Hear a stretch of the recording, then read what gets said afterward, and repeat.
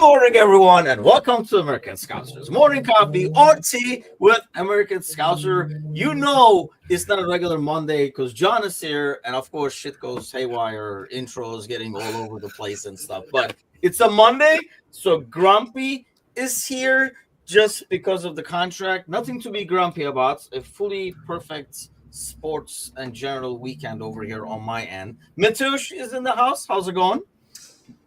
That's great, man. Yeah, I mean, do you have to add anything? I think that's fine. That's perfectly encapsulates the last few weeks, right? Yeah, I mean, it's been good. It's been, I think, 2 weekends in a row where results could not have gone any better than they did. So, I mean, can't ask for more. Top of the league by 5 points, top of the Champions League. Almost too good to be true. The only problem is now we're going to have the international break, so we're going to have 2 weeks of are Liverpool serious title contenders, or is City out? Is Arsenal out? We're going to be talking and listening to a lot of that. So where do you sit, Matush? Because there's already a discussion amongst ourselves on Discord, like how confident we should be. Should we be happy celebrating? Should we be cautious? Where are you at? I think Kazi made a good point when he said that you should just enjoy the ride for what it is. And as we are right now, it's something to get excited about. I think naturally we like to take a step back and almost brace ourselves for the hurt. So at some point, I'm going to have to brace myself for the hurt. Right now, it's still a lot of fun, a lot of optimism. It's only November, right? But once it starts hitting February and we're talking about these kinds of things, that's when you brace yourself for impact. So I think as of right now, I'm excited. I think everyone should be excited.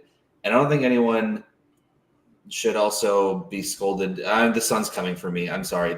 I shouldn't be as excited. See, as soon as I say that, there's some benevolent force that's coming to take me out. So that's my take on it. And I'm going to try and fade into the darkness. All right.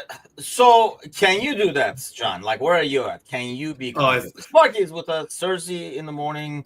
Good morning, everybody. As everybody gathers around, let's all get optimistic or pessimistic together. So can you do that and just enjoy the ride for what it is? I probably would 2 years ago before I joined this channel. But right now, you were young and foolish. Yeah, I was young and foolish. Yeah, still am. But then, I'm a little bit optimistic. But piggybacking off of Matush's point, getting into February, that's great. And if we're still having these conversations, that's great. But let me add a caveat to that: if we're having these conversations and we're healthier than we were, because we were having these conversations last year around February when Darwin Nunez hit that header to get us over Forest, but we were down quite a few guys, and right now it's still practically the same squad, right? With one addition who happens to be injured, right? So it's the same squad that has the same weaknesses. So 2 or 3 key injuries, and we might be kind of just limping over the finish line last year like we did under Klopp, no matter how much of a systemic change is going on now. If you lose key guys, it's going to be a struggle. So for me, I'm positive, but the positivity will remain as long as we stay healthy as the months go by. Yeah, and I guess maybe we have a slight hope. I don't know how realistic it is or whatever, that, with slot system, the way we're playing and stuff like that, they will stay healthier, but I don't know, some of these injuries are just like freak injuries. You never know. So anything can go wrong at any given time. That's how I roll. It feels like my rep's smiling at me, but then thinking it could be that she has gas. Okay.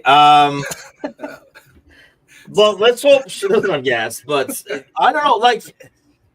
I know I worry as a lifestyle. So I'll worry for the rest of you while you guys enjoy the ride. I really feel like where we can kind of be cautiously optimistic, but not get too carried away, not write anybody off yet.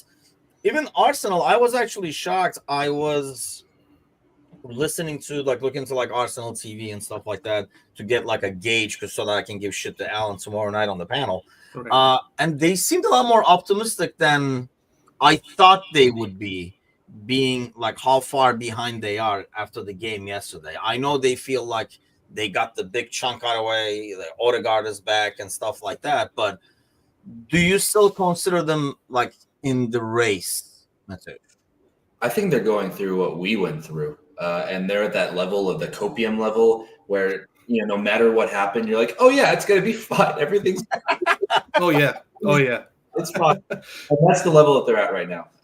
But it's I do think that this might be a different year. I said the last 2 years, I mean, who cares what happens at this point? But this might be a different year in that I think the winner of the league could be sitting on 81, 82, 83 points. I don't think it's going to be another 9+ point campaign. So I think there is reason to have some optimism if you are a fan of Arsenal, if you are a fan of Liverpool, if you are a fan of City. Even, I mean, looking at the table, even Chelsea, you could argue there could be some optimism there. Obviously, there's still a lot of work to be done, but I think this year there are going to be some results that will, just like the last 2 weekends, that can shock the league a little bit.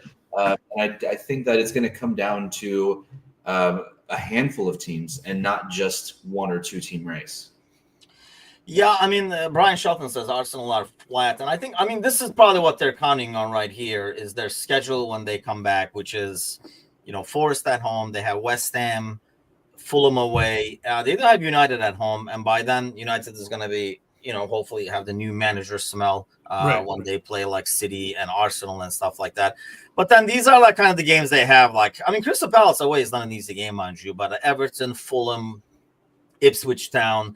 And I think they're counting on the fact that these fixtures, until they get to Brentford away in New Year's Day, it's kind of relatively easy. But my thing, John, is that we've learned, if nothing else, that, this was told about us in the beginning, that it's an easier schedule. That's why they have the points and stuff. And then people were dropping points to the teams that was considered easy when it was on our schedule. So there's no easy games, especially when you go away in the Premier League. So you can't just look on paper and say, 3 games, that'll be 9 points right there. Yeah, and piggybacking again off of Mateusz's point. I'm sorry, Mateusz, I'm piggybacking off of you a lot. I'm doing something right.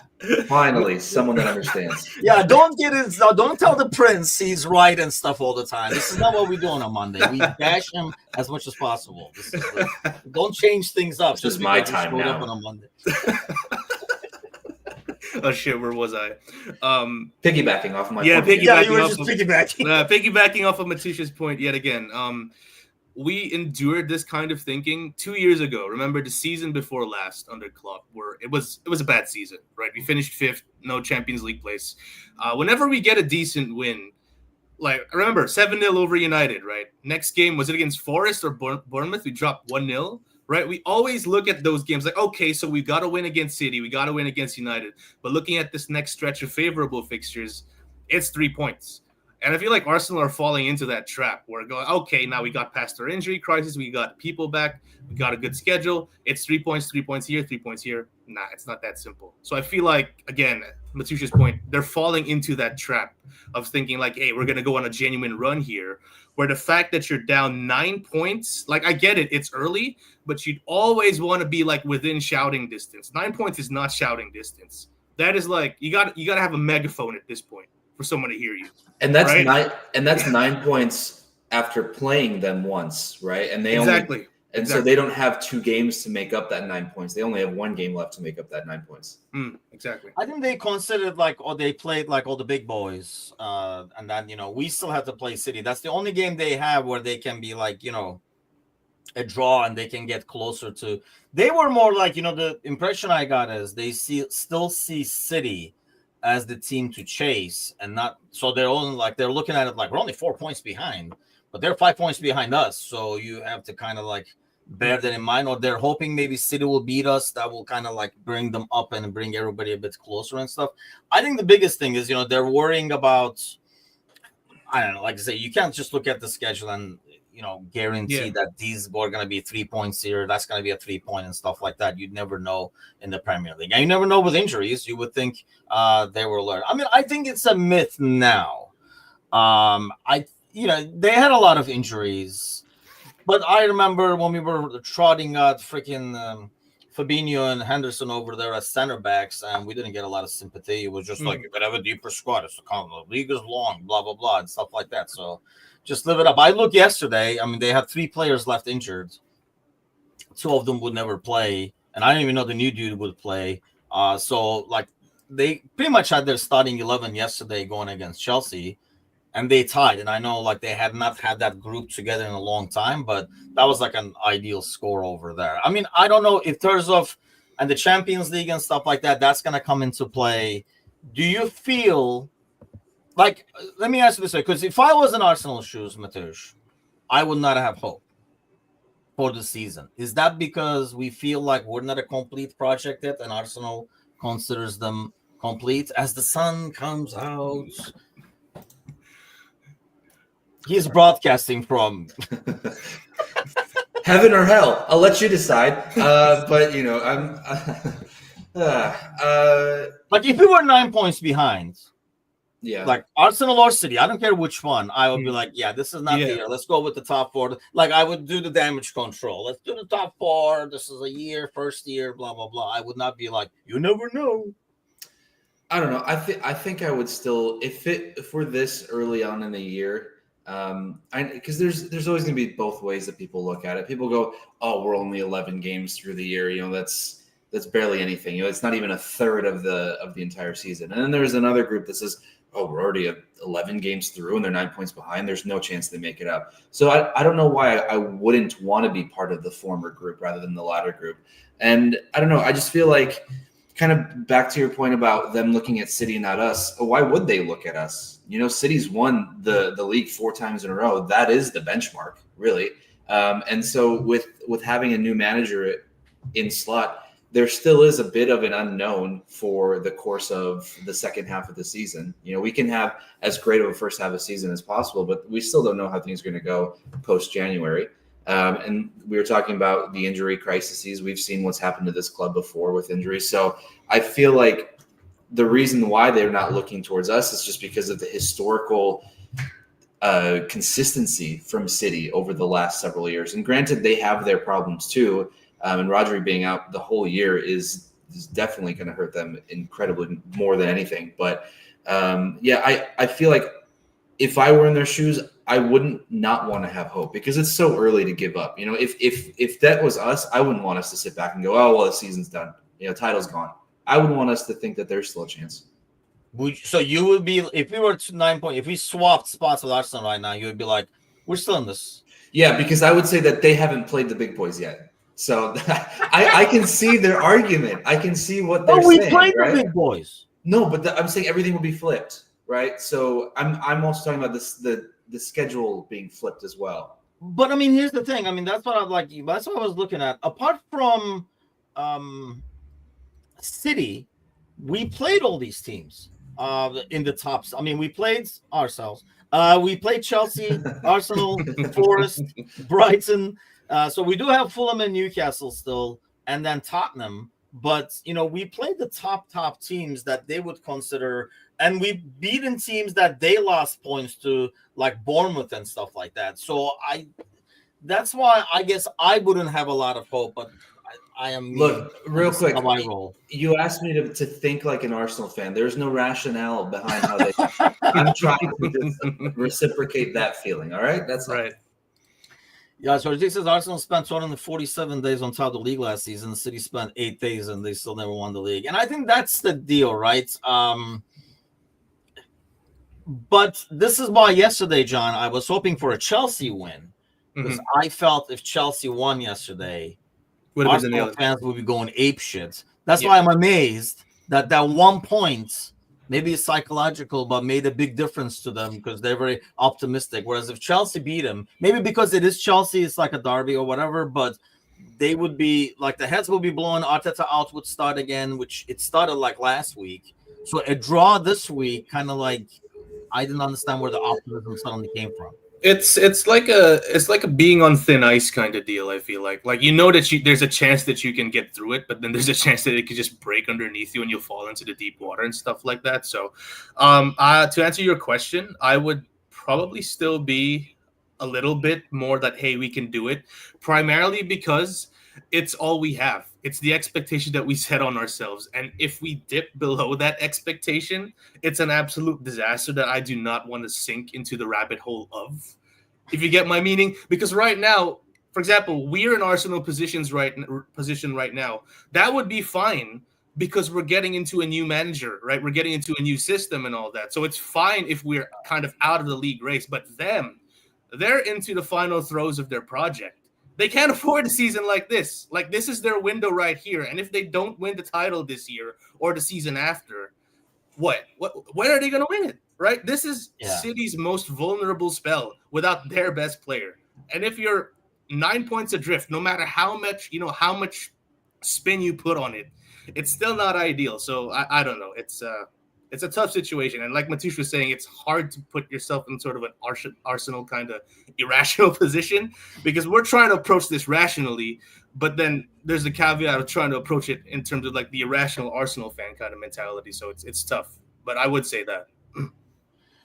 I don't know if you guys saw this video for David Tamer brings up the name. That's why I'm assuming he brought up the name, but I don't know. Is that even real? I mean, it did come out on like Redman TV and stuff like that.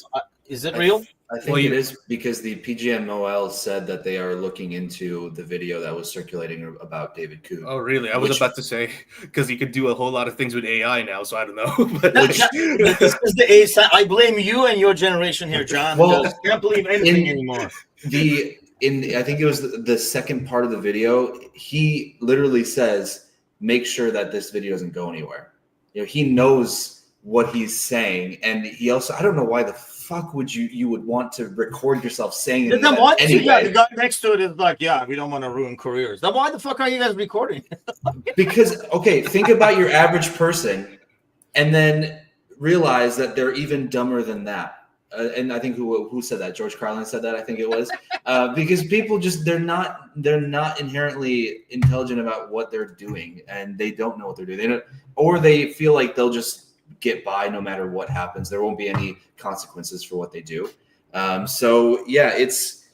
It looks real with the PGMOL saying they're going to investigate it. I mean, we all know how that goes. They're gonna look at it and go, "Oh, we found no fault in it," But it is what it is. Oh man, and I'm looking at it right now. Like when it's generated by AI, there's like a certain aura, a certain like kind of, how do I say this? A background to each image, and this is legit, man. Like I don't know. Why would you record that? That is so stupid. Thamer says the union will protect them. Probably, I don't know. If it was done during lockdown, Tim. If it was done during lockdown, people were going a little bit during lockdown. So I understand, right? Yeah, because the game they talk about is they're wearing masks and stuff like that. So it looks like it's right after, though, right? Like, or right towards the end of it or something like that. I mean, is he done? Something like that. I just don't see them saying, like, why don't you go take 2 weeks off? When you come back, you won't be an idiot. And he's talking about James Milner as well. Like, I think he had like a picture of him and Milner at the ready, or I don't know, something about him being friends with Milner. I don't know that specifically. I don't know if there's anything that the worst part is that before we could just look at some of the decisions he made and objectively just say they were bad decisions. The problem now is that if this comes out, and this comes out during the time it came out, it puts every one of those decisions into a different light. And that's the worst feeling, whether it is our club or another club. The fact that you have a ref saying this and then seeing the decisions that get made by that specific ref. We're talking about Pickford's tackle on Van Dijk. We're talking about the non-handball for Odegaard. We're talking about this past weekend where there's not even a yellow card produced for taking Salah down of a denial of a goal scoring opportunity. Obviously, the goal went in, so no red card, but it still should have been carded at some point.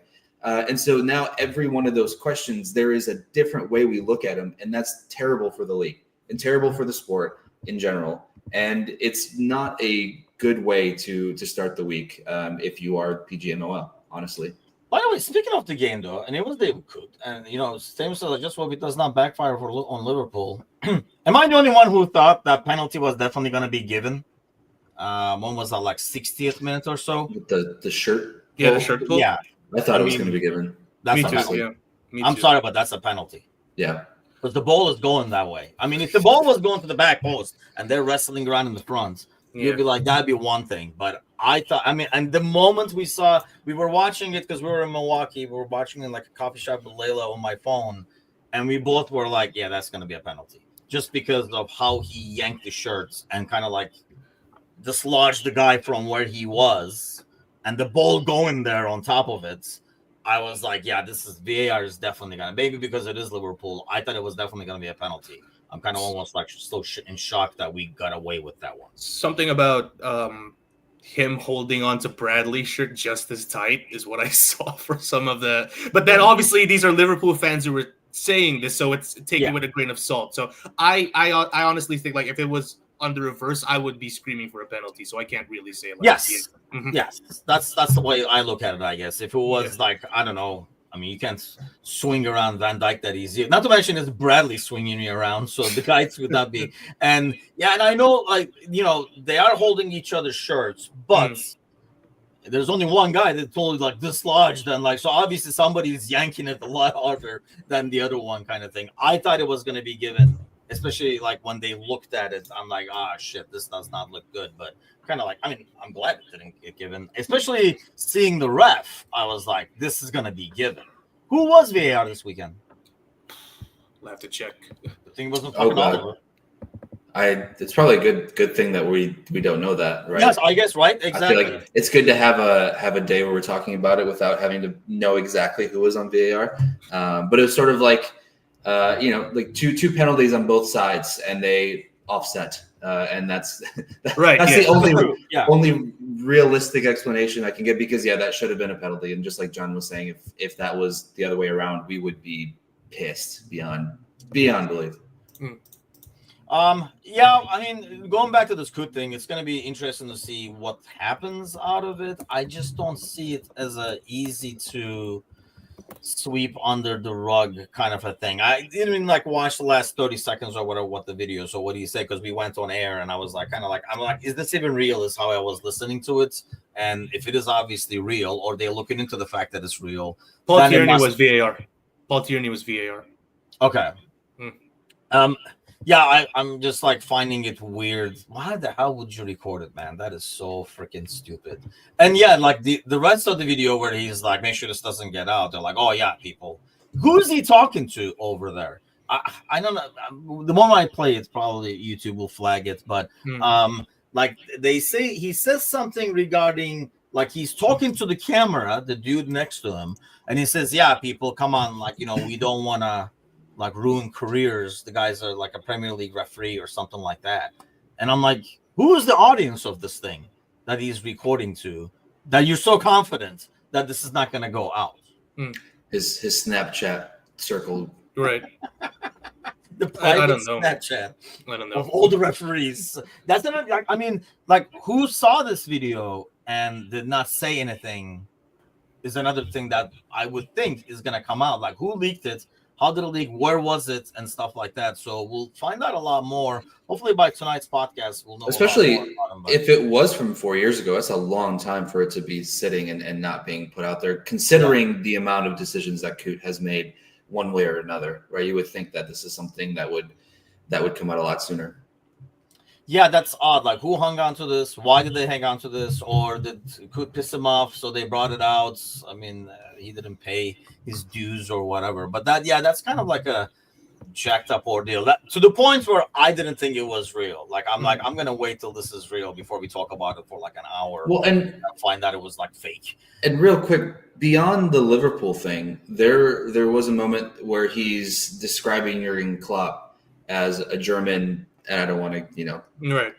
C word, I think. Yes. And you think about what implications that has on players of German origin or even other coaches of German origin, because you can sense some sort of feeling towards just Germans in general when he says something, because there's no reason to have to describe him as a German. You can just call him but because you put that in there, there's inherently some sort of feeling there. And you think about that across the league, not great. Not great at all. That's a good point. I didn't think of that. Like, do you take that as the German thing? Because if you're bringing up the German, like if you're saying like I'm a Turkish asshole, I mean, are you just like Yeah, I can just call you an asshole. Right. There's always which I hear you do a lot, by the way. But it's not Turkish asshole. It's just asshole. It's just asshole. So it's asshole with respect, Tim. It's asshole with respect to your lineage. Okay, you said asshole with respect, not to me, to the country. That's all. English. Actually, I didn't even think of that. That's another good. The England manager is now German. I mean, when you guys hear that. See, I didn't take it as that. That's why it's interesting. Like, what do you think, John? Like, I didn't read that because I did see that comment. Yeah. And I wouldn't think it was more German. It was more of a... Yeah, you don't bring it up unless you have some sort of issue with it, I would say. Like, when you're angry, like, say what you feel, right? What people will say what you feel. And when you're angry, you do end up saying what you feel. So this is probably what he feels, right? Regardless of the thing is, regardless of whether he felt it or not, if I said that in my workplace, I'm out the next day, right? And we're assuming that, this is a multi-billion-dollar organization, right, who holds itself supposedly, right, to the highest standard. Proper procedure would be to get him out because, listen, even if it was made as a joke, the professionalism is just out the window. Yeah. So I don't know. Like, this is why I can't believe that it's real. It's just so blatant. It's just so amateurish. It's just so it's like what a teenager would do on TikTok or like a young professional would do on TikTok and would be surprised why they were fired from their company. But this dude's been an official for how many years, right? So I'm just like, the stereotype of, inept English officiating is just going to be, through the roof at this point. When are we going to consider outsourcing, right? Like at this point, what can go wrong? Well, right? If you say that, Timothy will say, be careful what you wish for. I think every time it talks about the Turkish league and having... you're the expert, third-party officials there. Yeah. Yeah, I mean, it could be worse, but still, it's not... The bar is I'm the trying floor. to think of the context over here. Like, if I was pissed about... Because I think you guys are right. The more I think about it, the whole German thing. Because if I just said, if I said this Polish bastards about like Mateusz. Hold on. Just came in. Premier League referee David Coote has been suspended with immediate effect pending a full investigation. The GMOL will be making no further comment until that process is complete. We're cramming the video. So I mean, hey, at least there was a response right away, I guess. Yeah. That's something. But sorry, go ahead now. That was the breaking Monday news. Yeah, I mean, if I said if I said Polish bastard for you, Mateusz, then I mean that's almost kind of in there is the fact that yes, I do see you not as a prince only, but a Polish prince. How dare the Polishness. I'm I consider that as a factor if I'm throwing that in my insult. I guess I'm trying to think of if other people.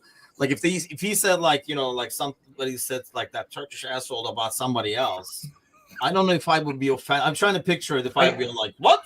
I think Turkish people, I think there's a little bit of difference though, because if you just sit there and call me a Polish bastard, I know it's just in jest. I know it's not because you're. I wouldn't be so sure. Okay, well no, the bastard part you mean, the Polish part is just there for fun. That's what I mean.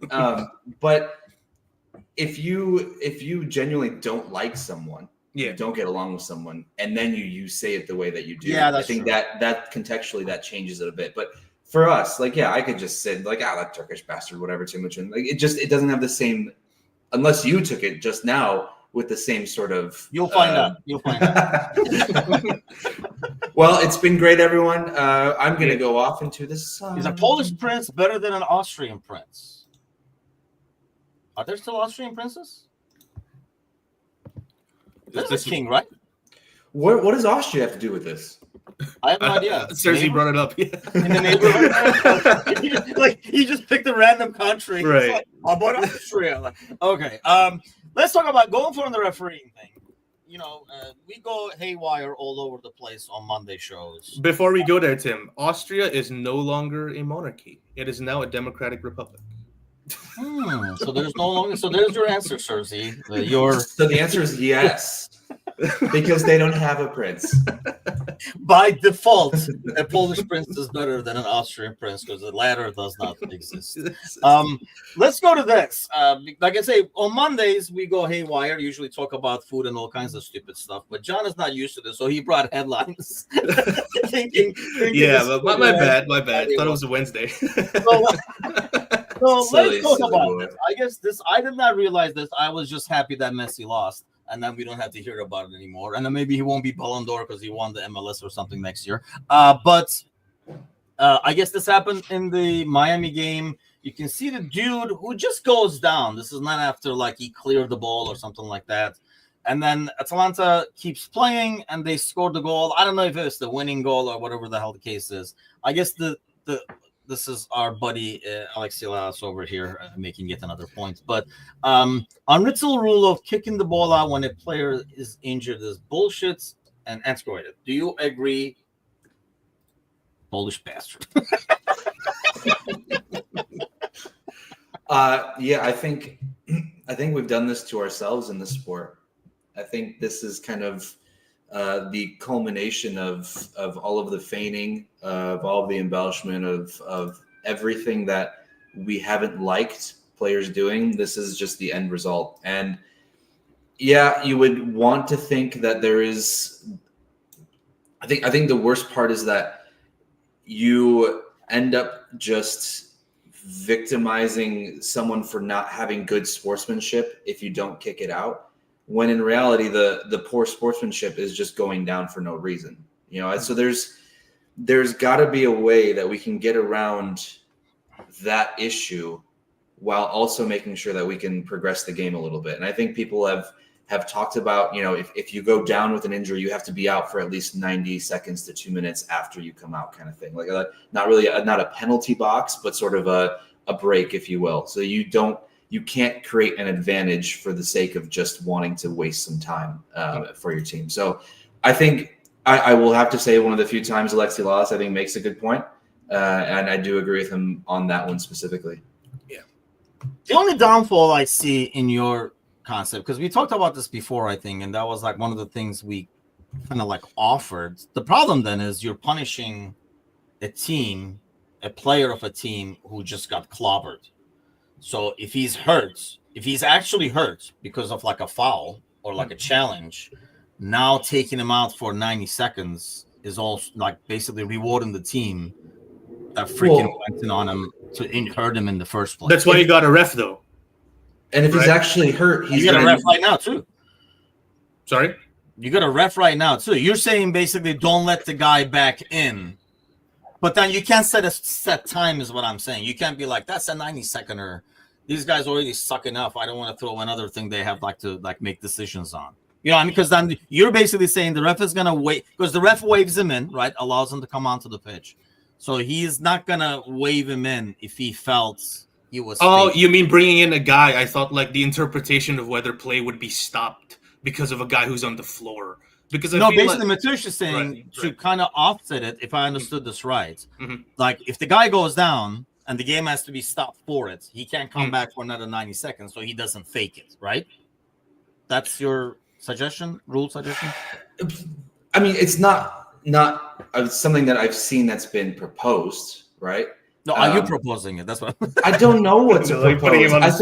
I think you can make the fourth official responsible for that timing, whether it is 90 seconds or whatever it is, because you can argue if a player is actually hit hard enough to be hurt and be out, then he'll need that 90 seconds anyway. I feel like it's one of those things where at what point can we make a change that will actually impact the game in a good way rather than consistently reward negative behavior? That's just what's happened. We've rewarded all of this bad behavior, all of this falling.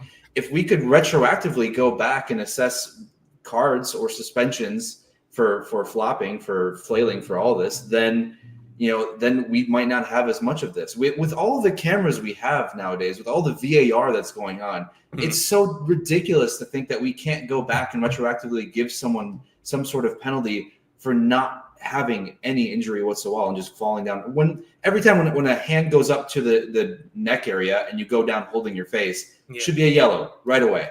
because there's nothing there. Pau Torres as well last God game. Yeah, Gravenberch just hit him with his like it was just a nudge, and he's like, no. Pau Torres actually kicked. He stepped on Gravenberch's foot himself, and then he went down. He didn't even get his foot kicked, but he went down holding his leg when he was the one that kicked Gravenberch. Like that's the kind of shit that then makes this so much worse. And I understand what you're saying, Tim, because it's not so easy because then you have this gray line of interpreting what is an actual injury versus what isn't an actual injury. But if that's going to stop people from just going down, then I'm all for it. See, Sparky says, I think if a trainer comes onto the pitch for an injury, the player needs to stay off the pitch for 2 minutes. I guess my thing to that, John, is you're basically rewarding the team that is out there butchering people. Yeah, that is an eternity, though. 2 minutes. And why are they punishing the guy? Because he got clobbered. I mean, if somebody gets clobbered and they're hurt. It's like a boy who cried wolf kind of situation, though. That's what happens. Is he really hurt, though? Like, come on. Like, if there's no way of knowing that, though. I mean, there's really no. I guess this goes back to like diving in the box and stuff. There are times where there is no way of knowing.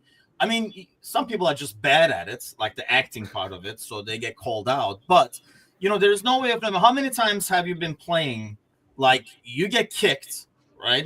But then, like it's an adrenaline thing. Like you get going for another 2-3 seconds, you clear the ball, and then it just hits you like holy, and then you'll go down. Am I faking it? No, it just hit late, and it's like it's happened before. So I know it's like possible. How am I, as a ref looking from outside, gonna say no, that was a fake? Well, based on player reputation, I guess, right? Because that'll play a part. Like if you see, let's say, if you see Bruno Fernandes on the floor, right? Like probably 80% of the time, or 80 might be generous. 90% of the time, it's done in what, right? It's done in unsportsmanlike fashion. So I don't know, right? Like and obviously it's tough to kind of gauge, like, oh, who is that on the floor, right? And then you kind of go like, nah, play on, or something like that. Like it's tough, man. It's tough. But then I'm more on kind of Matush's thing where there's both sides to it. But then I'm more in favor of what's gonna be, the process that's gonna be less, that's gonna incentivize being on the floor less, regardless of how much nuance you want to put into it. Like we got to stop this. It's embarrassing. Like it's giving the sport its reputation, right? We keep saying, it's not sport. Soccer ain't soft. Like we've played it. We know it ain't soft, but stuff like this is what gives it its reputation. So like we got to get it out, right? Like I think if you see someone on the ground like that, and then 2 seconds later they pop up and they're making a full sprint down the field, exactly. I think that's a pretty good sign that they weren't actually hurt, right? And at that point, you can go, all right, well then just get off the field for 30 seconds. I don't know, it doesn't have to be 2 minutes, maybe 30 seconds, maybe 2 minutes is a very long time when we think about the sport. When the ball is only in play, it's what 60-ish minutes, right? Yeah. That's kind of that's the statistic. So 2 out of those 60 minutes, that's a lot. I mean, I guess. It wouldn't be 2 out of 60 because it depends on 90, but still, yeah. But in the way, yeah. So I think it's a frustrating thing that needs to be fixed somehow. And also, you could just have the argument: Miami shouldn't be in that position in the first place. You want to win the game, you win the game before that. You don't put yourself in the position where it's 2-2 Polish Prince 2-2 like the 2-2 in the 75th minute. You are the best team that's ever walked the field on the MLS, and you couldn't beat Atlanta United with Brad Guzan in goal, then you fucking deserve to lose, right? I mean, what else are you going to do? Did you guys see the whole thing where they apparently were like given entry to the Club World Cup for no reason other than it's just Messi there? Yeah.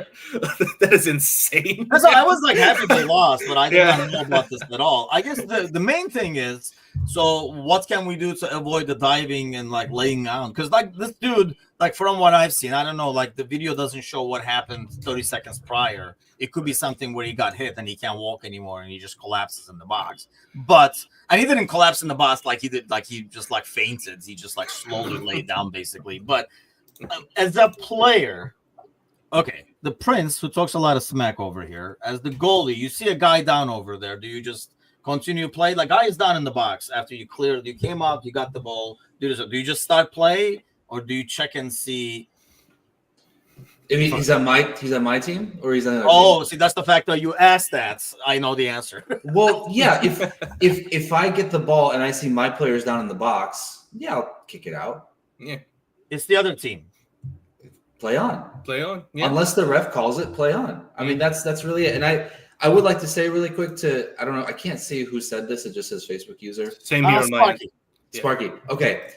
A Farmers League is a league where only one team wins every year. That's not the MLS. Actually, it's been several different teams over the last decade, over the last 20 years, really. If you want to look at a Farmers League, look at the Premier League with City. Anyway. I don't want to speak on this matter. I think what you meant to say. It really went viral anyway. Yeah. I think what you mean to say is the MLS is just not as good of a league overall. And yes, I agree, but it's far from a Farmers League if we're looking at what a Farmers League definition is. And it matters because this is the same shit we see in every league. This isn't an MLS problem. Right. This is a problem that's beyond the MLS. That's why we're talking about it. That's why it matters. And I'm trying to look at right now the timeline of the game to see if that player who went down was actually subbed out. And I don't know who went down, so I can't say whether or not. But I don't know if he was actually injured or not. That's what I was trying to figure out. Probably not. Do you kick the ball out, John, or do you? Oh, team dependent. Team dependent, especially. Like if it's my team, I am playing on. I don't care. Harsh. No, because listen, if it was reversed, you would be doing the exact same thing. That's all I'm saying. Talking on behalf of me. No, I know. But then, like for like in general, like for example, if you because I play more basketball than I do soccer. Like, listen, that's a take foul. Like if you see one of your boys injured, you foul the opposition. Like they won't stop on your behalf. So I've always gone on that mentality with soccer as well. Like no one's gonna stop on my behalf. I gotta either do it myself or just accept and defend if I'm on the opposition team because they're not gonna stop, and I'm not gonna stop either if the position was reversed. So. I don't know, man. Like this whole nice guy thing is being it's great in theory, but there's too much dark arts, too high stakes. It gets abused too much, Tim, for me. I guess I would. Yeah, it would depend on the situation. Like if I saw what happened and I know the dude is hurt, I would probably stop. If I don't know what's going on and he's just laying there, I'm gonna keep going. I don't have to be the one to do it. Like Sparky says, he coaches players to play on. Right. And yes, because you're always coached to play until the whistle. I know it depends on the game. I mean, I do say that, but if we're like, playing catch up and we got a counter or whatever, he can die over there. We're going. But normally, I think, the normal me, before I kind of lose and go into my alter ego on the pitch, I would basically see, if you see somebody just get clobbered, and he's down, I might be like, yeah, he's hurt. But then if he got clobbered, Tim, shouldn't the ref call that a foul? Right. I mean, you can get clobbered without being a foul. Right. So if it's not a foul, technically you have every right to play on. You have the right to play on. Right. I'm just saying you have to play on. And, Sparky says the ref controls the game, which I agree. But let's face it. Tries to. Tries to 4-1. And then, I mean, I guess in the professional game, it's a bit easier because they have a fourth ref and stuff like that. They have an extra pair of eyes that are watching the big picture, right? Because he's watching the ball. He's watching where the ball is. He's continuing to ref the game. There are a lot of times where they don't know, like a serious injury, and they don't know about it, which they should, because there's a fourth ref who doesn't have to always watch the ball. He's watching the overall process. So it's a bit easier, I guess, in that sense, but... But isn't it so also dependent on where it's taking place? I think the big uproar here is that he's in the box, but it's not like he went down in the box. Miami went forward with the ball, and then Atlanta came back with the ball. He's still in the box. He went down during the entire passage of play while Atlanta was already up there. So that's a big thing too. And I will say I did look. He was subbed out in the 78th minute, so he was subbed out after this. So I sense guilt. So he was actually hurt, but that doesn't mean that you should stop because of where the game is. Yeah, this is a midfield. I can understand a little bit of more annoyance from the Miami side, maybe, but I don't know. Cause it says a threesome on a Monday. This is wokeness.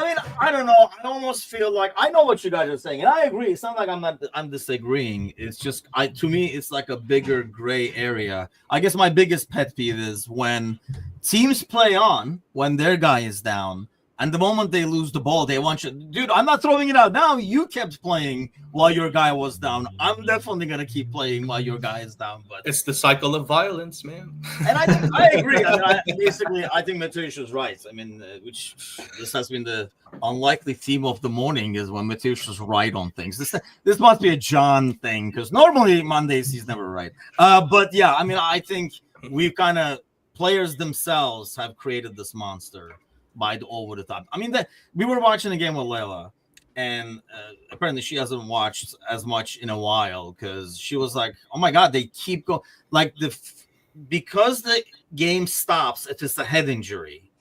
The amount of head injuries being faked is ridiculous. Like we didn't have people getting slapped this much 3 years ago.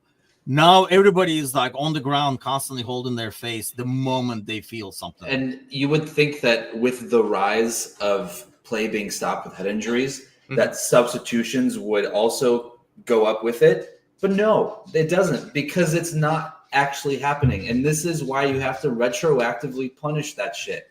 Nothing's going to change unless you go back and actually punish it. You have to, there needs to be something instilled right now that says if we go back and we see that arm that went up just to your neck and you go down holding your face or your eye, automatic 1 game. I don't care. Like it's actually make it the kind of shit that goes down in the Polish kingdom. I don't give a shit. Make it. Do it. It's the only way. Maybe a couple of those guys, see if they do it again. Right, Mateusz speaks like a guy who's done trying to be nice. Like he tried to give them the benefit of the doubt, and then he just abused it like hell. Nah, I'm putting the hammer down. Like I understand. That's been the joy of American Scouts, I have to say, over the years, just watching Mateusz go from this nice guy to this evil prince. That's what happens when you get so much power. You get corrupt. Our eyes. Just call me Howard Webb. Mateusz lived long enough to see himself become the villain, man. He just called you old, by the way, dude. That's fine. Hey, I'll take it. I'll take it. There's nothing Meanwhile, else. this guy went from, as the years go by, went from like an innocent little student that was all naive and optimistic to this like, hey man, listen, if we're talking about trends, who do I do shows with the most? I think it's a dude named Timuchin. So That's why they tell you to never meet your idols. Yeah, never meet your heroes, man. Okay. On that note, I'm going to end this fiasco. It is Monday. I don't know if you're familiar, John, but it's grooming day at the Prince household on Mondays. Nice. Who's getting groomed today? It is I. Mateusz himself is going to be getting groomed. We do have like a mini training session after the show over here where John is going to show a bunch of older people how to run a software to create like shorts and videos and stuff. So it should be some comedy going on. Kazi, I love Kazi. How Kazi can be. Kazi is already celebrating the title. But I wish, I'm just like living through him vicariously. I wish I could do that. I'm more about thinking disaster scenarios that can kind of like stop things. But I'll worry for all of you guys. You guys go out there and have fun, kids. Fucking hell, I'm worried too, man. Like I told you, like I do a lot of shows with you, man. It seeps in. I'll take full blame. I will take full blame. But I will be. You want to see somebody even more negative? We'll have Gally tonight on the our 300th episode of the podcast tonight. Are you guys doing something? Yes, we don't have Bickler. Bickler is actually traveling, of all things. He's the one who was like, "Hey, man, aren't we like a milestone?" And I looked, and we were only like 4 or 5 away from 300. And then we talked about on the podcast last week that it was our 299th episode. And And then after the episode, he's like, you know what? I just realized I'm not here for the 300th episode because he's traveling for work. So, but we will have the 300 episodes. We'll try to bring some clips from the old days. I did play one like last week. We do have some in the vaults that it's pretty scary. The videos in the vaults in terms of how young and great we look back in the day, to ridiculous backgrounds, horrible lighting. Yeah, you name it, it's there. But I'll be on tonight, 7 o'clock Central, 8 o'clock Eastern, with Gally. We'll talk a lot about the game, do probably more tactical analysis, and then we'll see if Coote is still alive by then and what he's doing. I'm sure we'll have more information as well. But have a great day, everybody. We'll see you guys tonight. Take care.